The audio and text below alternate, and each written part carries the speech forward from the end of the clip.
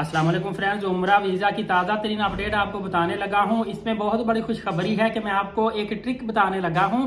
इस तरीके से आप अपना उम्रा वीज़ा भी लगवा लेंगे, जल्दी भी लगवा लेंगे। बेशक उम्रा वीज़ा बंद है, मामूली से वीज़े लग के आ रहे हैं, उसके बावजूद भी आपका वीज़ा लग जाएगा।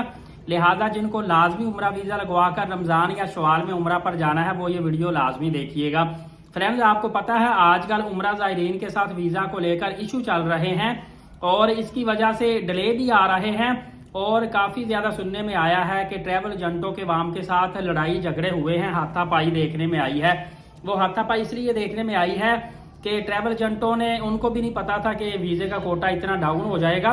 उन्होंने पहले से जो है ना पूरे पैकेज दे दिए, टिकटें बेच दी, आके कन्फर्म सेल कर दी, नॉन रिफंडेबल टिकट थी। और उसके बाद जब इन्होंने वीज़ा लगवाया, वीज़ा लगा ना, लोगों की टिकटें ज़ाया हुई।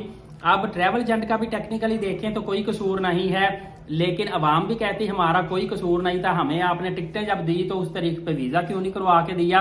इस तरह इनकी आपस में काफ़ी लड़ाई झगड़ा। एक बंदे का 1.5-2 लाख रुपए की टिकट ज़ाया हो, उसने तो ज़ाहिर है झगड़ना ही झगड़ना। अब हलाल के पैसे इतनी बड़ी रकम है, पाकिस्तान के लिए, एक आम बंदे के लिए, बेचारे के लिए बहुत बड़ी रकम है, तो वो फिर क्या करेगा। तो अब आपका मैं कुछ मसला हल करता हूँ। इस तरीके से आप अप्लाई करेंगे तो इंशाल्लाह आपका वीज़ा लग जाएगा।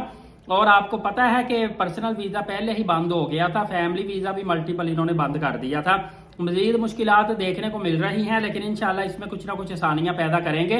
अक्सर आपको पता होगा, नहीं पता तो मैं बता दूं कि ट्रैवल एजेंटों की जो लॉगिन आईडी इनको मिला होता है ना, जहां से वीज़े अप्लाई करते हैं, वो सस्पेंड ही हो चुकी है। और जिनकी चल रही है, ज्यादा से ज्यादा एजेंट एक दिन में 10 से ज्यादा वीज़े अप्रूव ही नहीं करवा रहा, लिहाजा काफी दिन लग रहे हैं वीज़ा लगने में। अच्छा, तरीकेकार मैं आपको ये बताता हूँ कि आपने किस तरह वीज़ा लगवाना है। अब जिनके आईडी चल रहे हैं ना, तकरीबन उनके कोई 10 को वीज़े अप्रूव होते हैं पर डे के हिसाब से। आपने ट्रैवल एजेंट वो पकड़ना है जिसकी लॉगिन आईडी जिसकी एक्टिव हो।